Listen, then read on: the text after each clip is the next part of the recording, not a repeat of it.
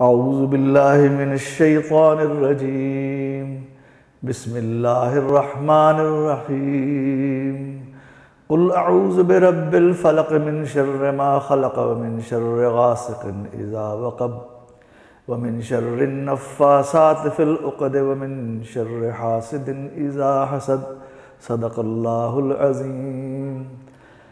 سورہ فلق کی میں نے آپ کے سامنے تلاوت کی۔ اس کا ترجمہ کچھ یوں ہے: کہو میں پناہ مانگتا ہوں صبح کے رب کی، ہر اس چیز کے شر سے جو اس نے پیدا کی، اور رات کی تاریکی کے شر سے جبکہ وہ چھا جائے، گروہ میں پھونکنے والے اور والیوں کے شر سے، اور حاسد کے شر سے جبکہ وہ حسد کرنے لگے۔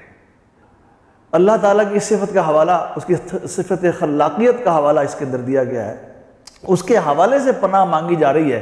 کیا پناہ مانگی جا رہی ہے؟ 4 چیزوں سے پناہ مانگی ہے۔ پہلی چیز یہ ہے کہ جو چیزیں اللہ تعالیٰ نے اس کائنات میں پیدا کی ہیں ان کے اندر خیر اور شر دونوں پوشیدہ ہیں، تو ہمیں ان چیزوں کے شر سے اللہ محفوظ فرما لے اور ہمیں ان چیزوں کی خیر عطا فرما۔ میں ایک مثال دوں گا، جس طرح آگ ہے، آگ جس گھر میں نہیں ہوگی کھانا نہیں پکے گا، یہ اس کی خیر ہے۔ لیکن آگ قابو سے باہر ہو جائے، سب کچھ جلا کے بھسم کر دے، تو وہ اس کا شر ہے۔ تو ہم یہ کہہ رہے ہیں کہ اللہ جتنی چیزیں آپ نے پیدا کی ہیں ان میں جو شر پوشیدہ ہے اس سے ہمیں محفوظ فرما لیجئے۔ پھر دوسری بات جو ہم اللہ تعالیٰ سے جس کی پناہ مانگ رہے ہیں وہ یہ ہے کہ جب رات کی تاریکی پھیل جائے، آپ نے نوٹ کیا ہوگا کہ اکثر جرائم کا ارتکاب بھی رات کی تاریکی میں ہوتا ہے، اور تاریکی میں انسان کو خوف محسوس ہوتا ہے۔ تو رات کی تاریکی کے اندر اگر کوئی شر پوشیدہ ہے، کوئی برائی ہماری طرف آ رہی ہے، بعض اوقات رات کے اندھیرے میں ہمیں بہت سے حشرات الارض نظر نہیں آتے جو انسان کو کاٹ سکتے ہیں، تو ہم ان سے بھی پناہ مانگیں۔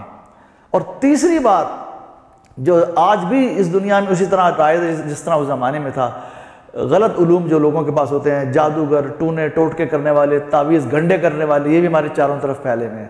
پھر ہم تیسری چیز اس کے پناہ مانگتے ہیں کہ گروہ میں پھونکنے والے اور والیوں، اللہ کے رسول پہ بھی لوگوں نے جادو کرنے کی کوشش کی تھی۔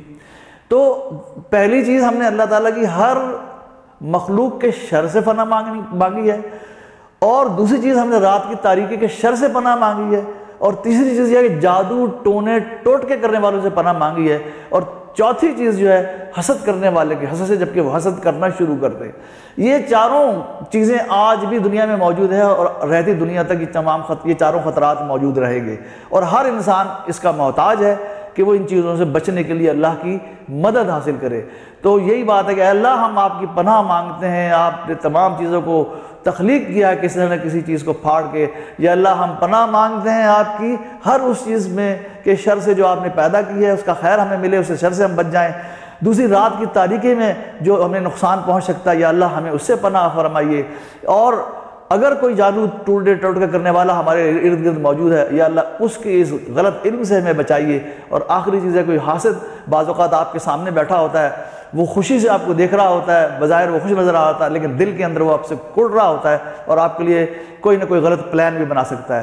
تو یہ اس کا کسی انسان کو علم نہیں ہوتا۔ یا اللہ ہمیں اس قسم کے لوگوں سے بھی بچائیے۔ ربنا تقبل منا انک انت السمیع العلیم۔